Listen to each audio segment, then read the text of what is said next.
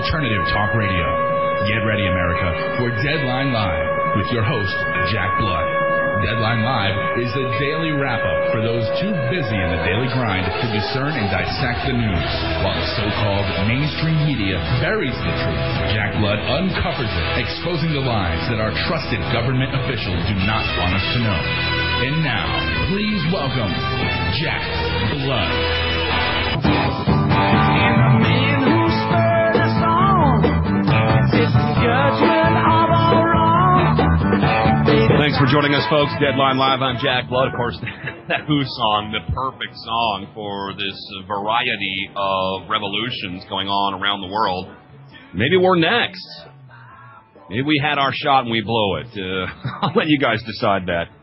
We've been talking about this for the last couple of days as a lead story, just because of the ramifications and you know, because really, I don't understand how people can't get the fact that the CIA and global intelligence services have been behind these so-called bloodless revolutions, these color revolutions, for decades. And to not even contemplate that as a possibility, I think, is really not paying attention and maybe being a little lazy and missing the big picture. Someone who does not miss the big picture and has studied this for quite some time, written a book on it, is F. William Engdahl. He is the author of Full Spectrum Dominance, Totalitarian Democracy in the New World Order, which deals with exactly this subject. Really glad to have you, William. We saw what you did on Russia today. I haven't really seen you do much since then, so this can kind of update us with some of the new information, but very pleased to have you back. Well, I'm happy to be able to speak with your listeners. What do we need to know right away here? There's so much to cover. We've covered all the ins and outs of this. Do you have any doubt in your mind at this point, and fingerprints are all over it, that this isn't a revolution by the people, for the people, that these people were spurred on in the same way that maybe the revolution against Mossadegh was in Operation Ajax 1953 Iran? Well, the point is that revolutions don't just happen spontaneously from the ground up. Not even the Russian Revolution in 1917 was a case of that. It was financed by the German General Staff in a deal with Lenin to pull Soviet Russia out of the Eastern Front against Germany in order to free up German troops against France. Revolutions, and certainly none of these revolutions, are spontaneous explosions of popular rage. Once certain trained agents in this, people who've been brought to Washington, trained by Freedom House, trained by National Endowment for Democracy, by various nonviolent organizations, spin-offs from Gene Sharp's Albert Einstein Institution up in Cambridge, Boston area, they come back and using Twitter and Facebook and all the instant messaging possibilities of communications nowadays, they're able to spring this on the established governments in Tunisia and then in Egypt most currently. And this is exactly the template of the color revolutions that were done in Serbia against Milosevic by the U.S. intelligence agencies, that were done in Georgia to knock out Shevardnadze because he was getting too cozy with Moscow again and distant from the U.S.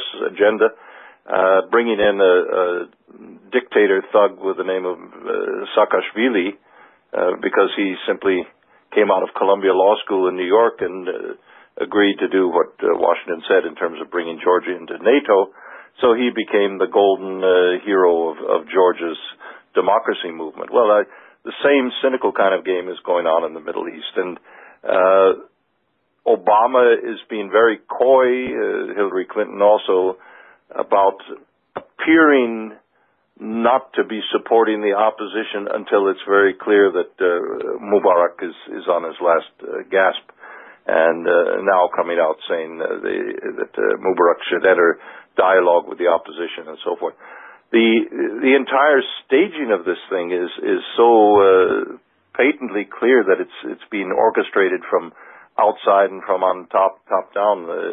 El Baradei coming in as the knight on a white horse, this Nobel Peace Prize winner who used to be a professor at New York's University School of Law, and has spent the last 30 years outside of Egypt, now comes back in, and he leads a coalition, including the British intelligence, CIA-linked Muslim Brotherhood, and also the various organizations that spontaneous so-called organizations of youth in the country to create a coalition. And the military is also backing this because they don't want the son of Mubarak to be the successor of the 83-year-old alien Mubarak. So that's the reason that they said that they would not shoot on demonstrators. As a result, of course, 2 million people reportedly came out on the streets of Egypt today. This is not an out-of-control, spontaneous grassroots operation. It's a U.S. orchestrated regime change, and I think what we're seeing is the beginning of an attempted wave of such regime changes to change the entire map of what the Pentagon, back during the Bush administration, called the Greater Middle East. The Greater Middle East is a swath cutting across the Islamic world or the Muslim world from Morocco all across North Africa through Egypt into the Middle East countries of Saudi Arabia, Lebanon, Syria, of course Iraq. We've already had the regime change there through shock and awe. Yeah. But this is an attempt to do it through the so-called nonviolent revolution techniques that have been perfected by the RAND Corporation, the Pentagon, and various NGOs. Well, it works much better, doesn't it, in the terms of covert colonization, because if the people think that they've made this move on their own, they're going to be, I guess, a little more accepting of whatever comes in and replaces that vacuum. What do you think?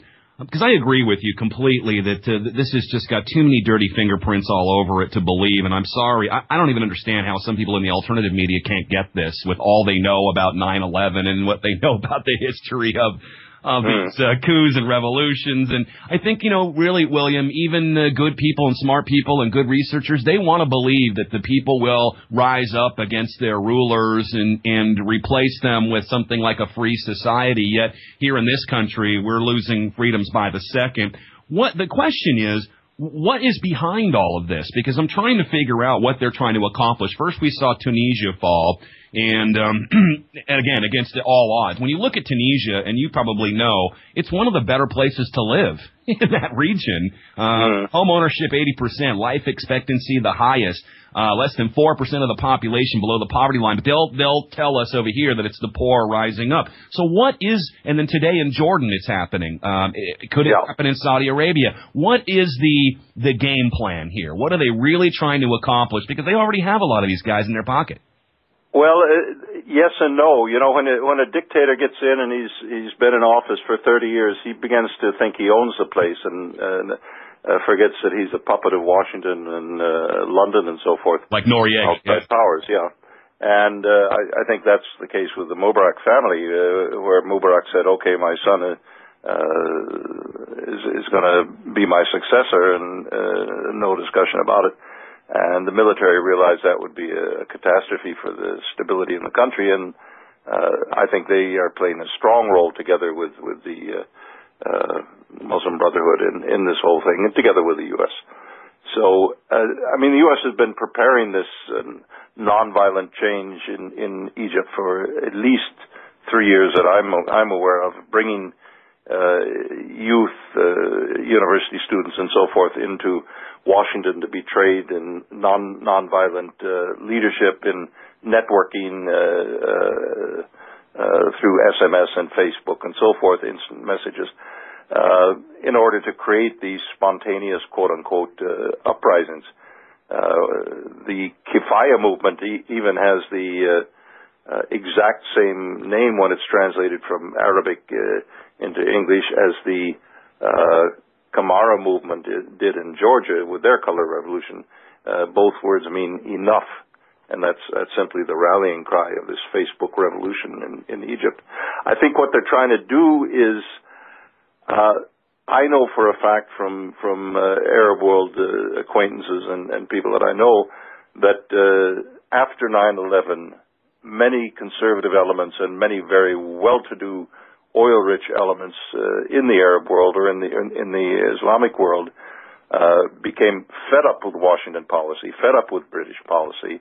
They realized that it was a betrayal from beginning to end. They started looking for other alliances, and I think that's an agenda that we're not being told fully. I've gotten information from reliable French sources that one of the things that Ben Ali in Tunisia had done that made him persona non grata in Washington was to sign oil and gas deals with Chinese and Russian energy companies and not with American companies. So that kind of thing, I think, is also a factor in it, and also the fact that Arab money is turning toward investment in Islamic lands and not toward investment in the United States Treasury bonds, because they see that they get nothing but grief and friction from the United States foreign policy since 9/11. Well, I mean, and maybe it could even be the opposite. I thought the timing was very odd. We had Hu Jintao come in here from China. He's meeting with all the top oligarchs over here, okay? He's meeting with the Microsofts, the Goldman Sachs. They have their little private meeting. The Carlyle Group, by the way, who never left the picture. And then all of a sudden all this happens. It's almost as if there was some kind of a backroom deal there. And maybe, because my knee-jerk reaction is always to think, William, that, okay, this is a proxy war, this is economic warfare, energy warfare with China, which has been going on now for quite some time. But I wonder if there's something even deeper. Have you considered that perhaps China might even have something to gain from all of this? I think Donald Trump mentioned that perhaps OPEC could fall and that we could rearrange the price of oil, and maybe that's something that China could benefit from. Maybe we made some deal with them. Am I completely out of line even bringing this up, or is there something? Well, not certainly in a confusing situation such as we've had kick off since Tunisia. It's important to entertain any and all hypotheses about what might be going on. I am fairly convinced from my direct knowledge of the Chinese thinking on energy security that they would not sign on to a risky venture like this. As far as I know, the results of the Hu visit to Washington were not at all what Obama and the administration had sought from China. China is playing a very delicate diplomatic game with the United States. They realize the United States spends more on its military each year than the other 41 nations, China included, combined. So they're in no position to make a frontal confrontation with the United States. So they smile and try to get what benefits they can and try to keep the paper tiger at bay, as Mao used to call it, with nuclear teeth. But I think there was a trip by Medvedev, the president of Russia, some weeks ago to Palestine, and he called for recognition of an independent Palestine. That did not go down well in Washington. That did not go down well in Israel. That did not go down well in Whitehall in the UK. The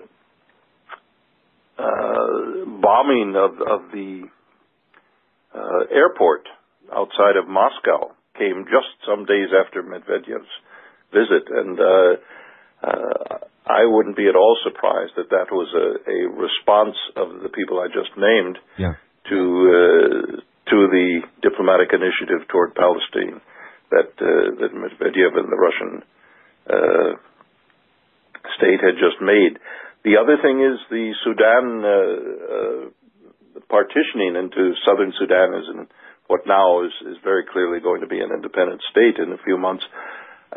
Sudan has the oil. China pumps that oil out through a pipeline going up north to Port Sudan in the northern part, in the Islamic part of Sudan, and on to China. It's responsible for about 7% of the daily imported oil consumed in China. So China has to now think about alternatives to that whole southern Sudan, vast oil potential. Southern Sudan, Chad, Darfur, Chad, and Cameroon are one gigantic oil pool, according to geologists, and the size of that pool can rival some of the largest pools in Saudi Arabia. But let me ask you this then, William. Could these coups, these bloodless coups, these so-called color revolutions, could they be, in a way, paving the way for a wider occupation of this region, Sudan? In fact, in a related story, we were catching it all over Fox News today. They were running this man through every minute of their broadcast. Pirate stream hostage torture, hanging people upside down and torturing the hostages in Somalia. So my question is this maybe setting the ground for a wider occupation and invasion of Africa, the Sudan region?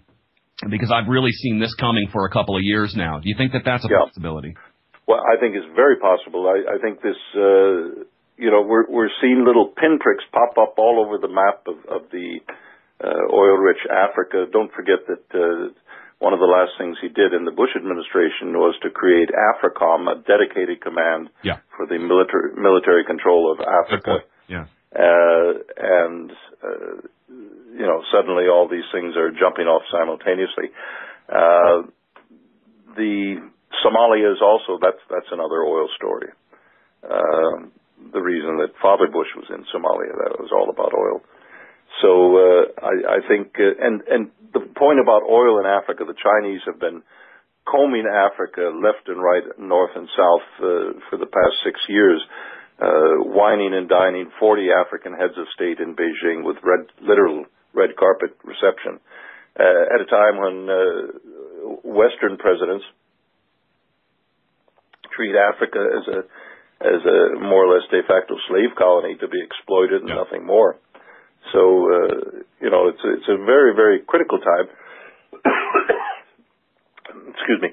And I think what they're trying is the notion, the Bush doctrine of preemptive destabilizations, preemptive wars, call them what you want, all over the place simultaneously to try to create what some people in Washington term creative destruction. Yeah, would it just so that these alliances with China, these alliances with Russia, the stabilization with trade with Germany and other European countries, that in the end leaves the United States hanging out in the cold, that somehow gets destabilized. Is it just a lucky coincidence that we have a Kenyan, African, for allegedly our president here? Well, Kenya is the military mainstay of U.S. forces in East Africa, and now Darfur, southern Sudan, is entering into talks with the Kenyan government about building oil pipeline infrastructure through Kenya instead of through northern Sudan. So I guess my point is, who better to go help, quote unquote, help? Watch out, Africa. Who better to go help them than one of their own sons? Yes.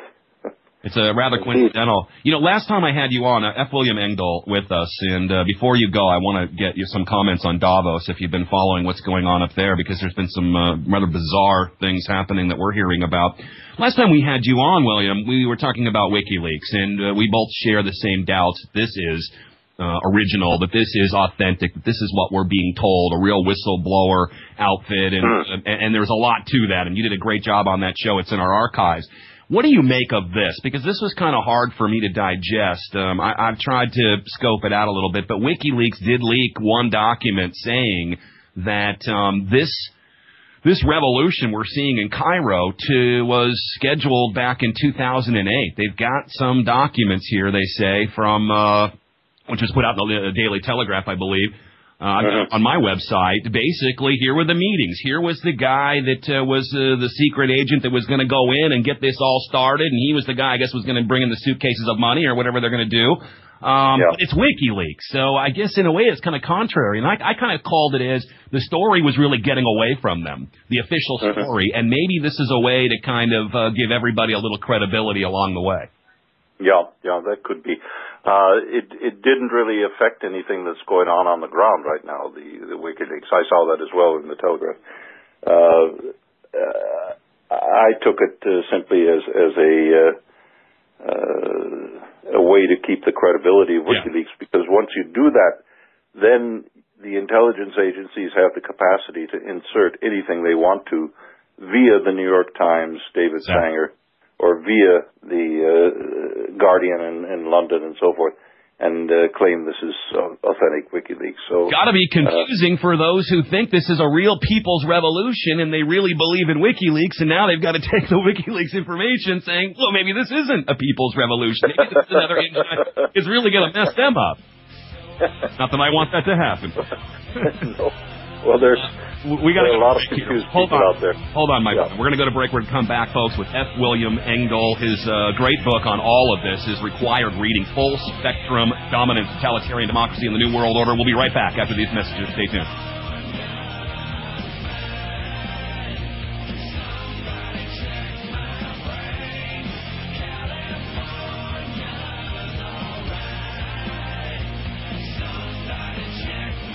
Well, thanks for being with us. Thanks for letting us into your world and joining us in ours. Long live freedom. Long live liberty. I'm Jack Blood, your narrator, your radio gun. You're listening to Oracle Broadcasting and Affiliates. Our wonderful guest today is F. William Engdahl. You can find out more about him by going to Engdahl. That's E-N-G, like English, ENGDAHL.oilgeopolitics.net. He also writes for the great site globalresearch.ca. And you can go there and track a lot of his articles, which are a lot of times about financial stuff. You really want to find out what's going on in the world of the economy. He's a great guy to go to. You need to read all of his books, and that goes without saying. Thank you again, William, joining us from Germany. How do you see all of this going? It looks now that Egypt is up for grabs to the Muslim Brotherhood, if you'd like to talk about who they are. We covered that a little bit yesterday. El Baradei of the United Nations, or the new vice president, a CIA asset of Egypt, I don't mean to laugh, Omar Suleiman, who actually worked with our country to get the CIA torture rendition flights through Egypt. Are these the two front runners here, apparently, or can someone come out of the pack, and is it unpredictable, or do they got this thing right on schedule? Well, I think El Baradei has got it pretty well locked up from everything I see.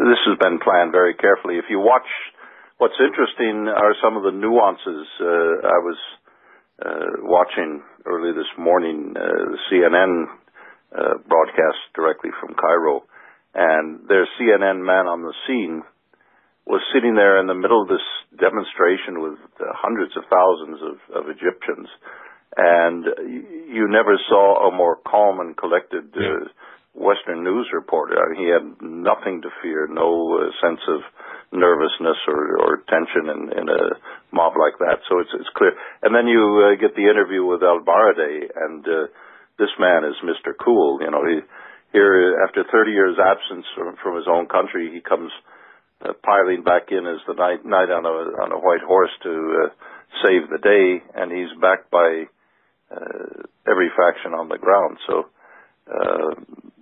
the Muslim Brotherhood is backing him, the Twitter revolution are backing him, and the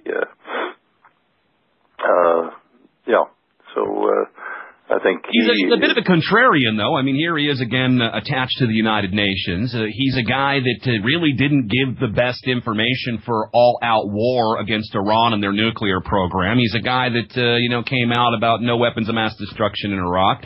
It doesn't seem to me like he'd be the guy you'd want, unless again, isn't that a beautiful? He also made the Iranians very upset with some of his calls as well when he was head of the UN's IAEA in Vienna. So,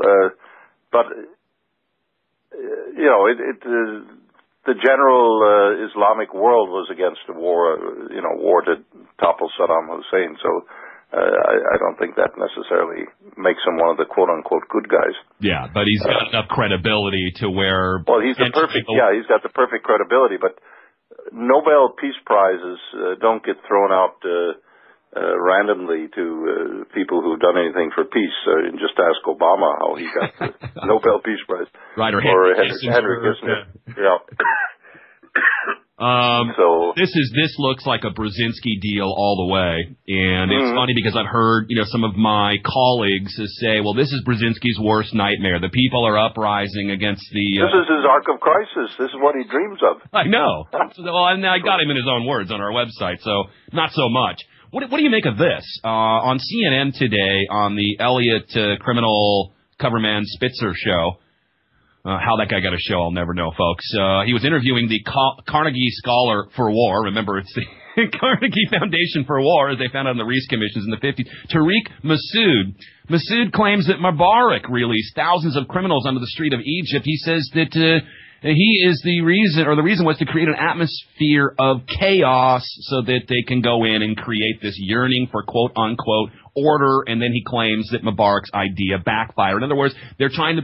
That's a nice little diversion, isn't it, William? They're trying to put it back on Mubarak, and this is all his doing, so that I guess they don't have their fingerprints on it. Your comment on that? Well, this was over the period of the Sunday and into the early hours of Monday, and then suddenly the police magically reappeared. I suspect there might have been something of that nature going on by the old regime, but as a desperation move. But that's really neither here nor there. Mubarak is trying to hang on by his fingernails, and his days are clearly numbered. Yeah. But I think we're going to see a transitional unity coalition with al-Baradei heading it, and then elections where he will be validated as the quote-unquote democratic choice, with Ikhwan, the Muslim Brotherhood, playing a very key role behind the scenes. Well, it's kind of like a Freemasonry in the Arab world, because it's a secret society, and you don't say if you're a member or not, because you have to operate in secrecy. But what about the IMF involvement in all of this? Because when you listen to a guy like John Perkins, who I'm sure you've read, the Confessions of an Economic Hitman, all of it sounds like it's this exact same playbook of what we saw in Ecuador and what we've seen in Central and South America. I guess what we're seeing even in our own country here now, because they did kind of trigger this. And this is their MO, isn't it? They go in, they loan the money, and they can't pay the money back, and they have certain conditions, and then they trigger, they eliminate the food subsidies. They trigger these kind of food riots, which again destabilize power so that they can go in and suck up all the real wealth. It seems again that they're up to their old tricks. Well, that's exactly the template that they used in former Yugoslavia.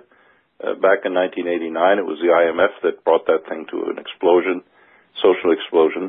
And it's exactly what they used in Tunisia, where the price of grains have gone up skyrocketing, partly because of this madness called biofuels in the United States, where 40% of the corn harvest is burned for automobile and transport fuel instead of being used for feeding animals and people.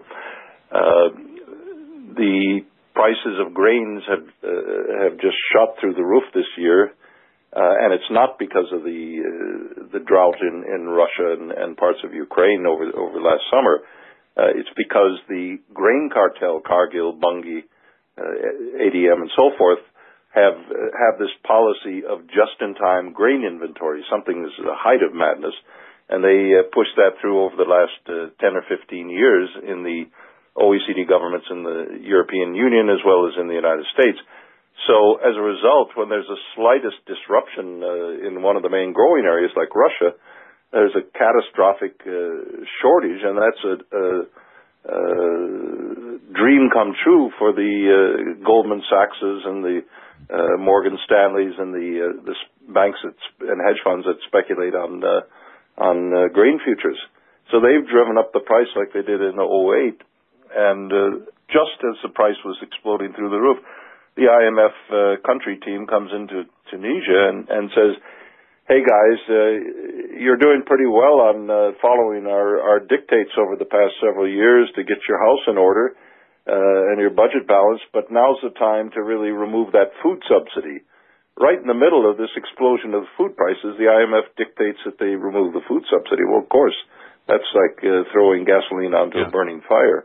And that fire, some even believe, started by the quantitative easing here in this country. Of course, the world dollar reserves, now inflation for everybody.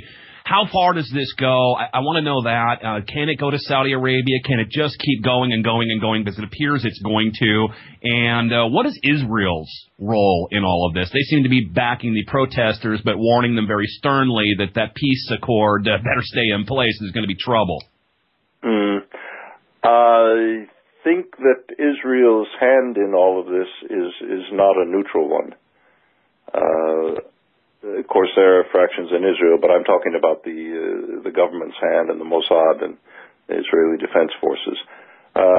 They might try to use the instability in Egypt, or the perceived instability, as a pretext for occupation of the Sinai and moving troops down there as a national security thing, which would not be a positive development for anyone. But in terms of Saudi Arabia, I think the statements of the there's a split inside the royal family in Saudi Arabia. There's Prince Bandar, Prince Sultan. Let's pick up there when we come back. One more segment with F. William Engdahl. He's staying up late with us tonight from Germany. Deadline Live, Jack Blood, Oracle Broadcasting. Be right back after this message.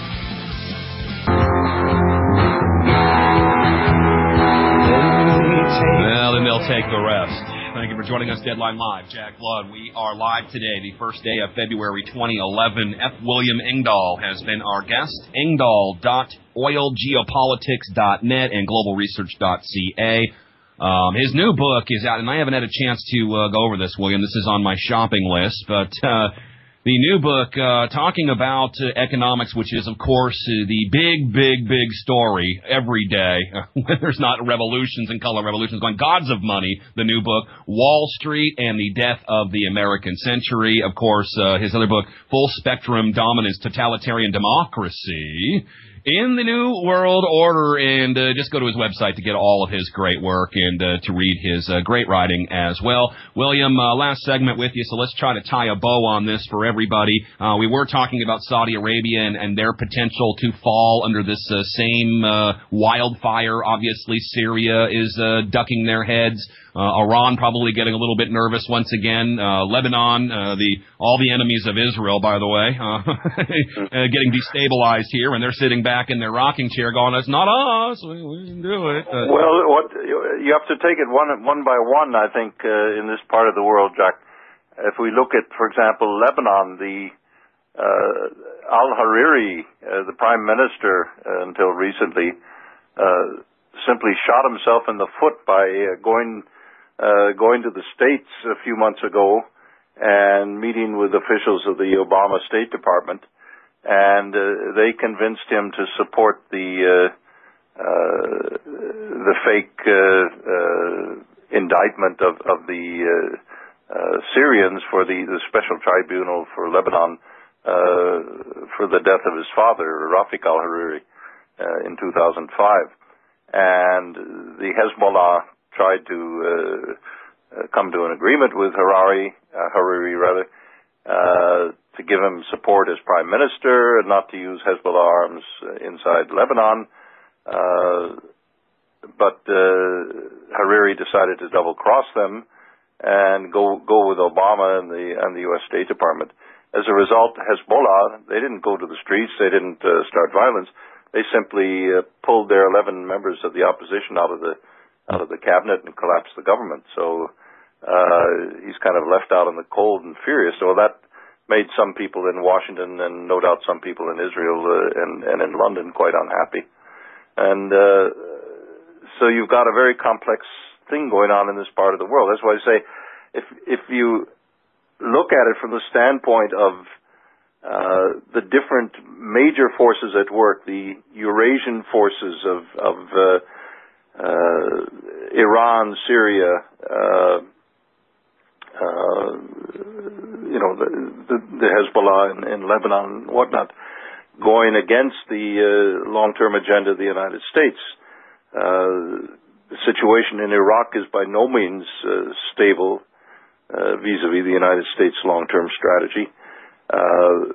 I know for a fact that in many of these very conservative regimes in the Middle East, they've had it up to here with the United States forcing their military bases on their sovereign territory and telling them they've got to like it or lump it. And so it's an extremely complex, extremely volatile situation. I think so far it's been orchestrated by the sky pilots at the Pentagon and the RAND Corporation and the National Endowment for Democracy, the so-called human rights NGOs that are in the stable of Washington for these color revolutions. I think to date they don't feel that anything is out of their control, certainly not in Tunisia and certainly not in Egypt. That could change, of course, but Lebanon is one where they didn't have it under their control, and that set them back seriously apropos of their long-term agenda. By the way, the long-term agenda is quite well spelled out in a 1996 document written by Richard Pearl, Charles Fairbanks, Doug Faith, a lot of people who were in the Bush Jr. administration.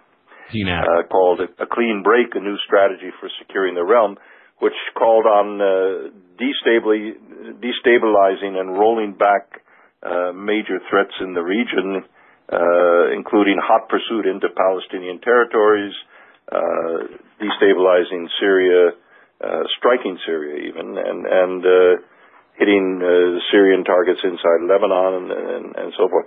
So I think creating a new balance of power in the Middle East, and I think that's the long-term Pentagon agenda on this. And there's a faction in Israel that while Netanyahu in 1996 was nervous about going with this agenda, they seem to be a little less so today. Well, one thing is obvious: it sure doesn't pay to be friends with the United States and the West and Israel. I mean, look what they're doing to all their friends right now. So there you go. Yeah. I guess that's a lesson to all of the people that would go join the New World Order. You're only good once you outlived your usefulness. You're not anything after that. What is my listeners are going to want me to ask this? We've got about 2-3 minutes left here with F. William Engdahl. Yeah. What?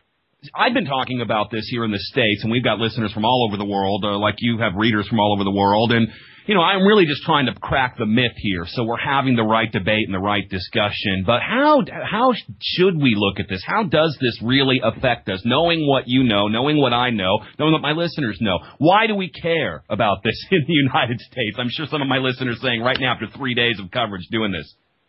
Well, I think very, very much so. If the stability of that part of the world is thrown up for grabs and can be destabilized at a click of a Twitter message, then the whole safe passage of the world's major petroleum flows, the world's major energy flows, whether it's to Asia or whether it's to the West, to Europe and the United States, that could affect the entire world economy. So I think people would do well to consider this as a major issue for them in their daily lives, because that can simply blow the bottom out of any kind of economic stability that Europe or China or the United States. Well, the United States has no economic stability at the moment, but. To put it lightly, yeah, right. And that being part of the plan, because I think centralization is really at the end of the rainbow here for all of this. More centralization, more vertical top-down management from the top of the pyramid to the bottom, no pun intended. And that's really what we're looking for here. I know that's what the result is going to be. I know that's why AFRICOM is in Africa. You know, they need to first cement their regional government so that they can bring in their global government. As Brzezinski says, the technotronic era, by the way, flash mob. Twitter, where, you know, a few elites who are unrestrained by traditional values have all the power. And it certainly seems to go, will that guy just ever go away? Will he just ever up and die? Him and Kissinger, I mean, these guys, are they They're in their 80s and they're still pumping it out. Unbelievable. Anything you want to leave us with before we let you go? Well, I think that the main point for people to keep in mind is that there's a growing coalescence of the powers on the Eurasian landmass, and this goes back to the basic geopolitics that I talk about in all my books from the Century of War, which, by the way, is coming out in a new revised edition sometime late February. Great. For those who are looking for it. I've gotten numerous emails. But the idea that China, Russia, the states in between, the countries of the Middle East, from even the conservative countries of the Middle East, Saudi Arabia, Kuwait, and so forth, are not hostile to doing business with China or doing business with Russia.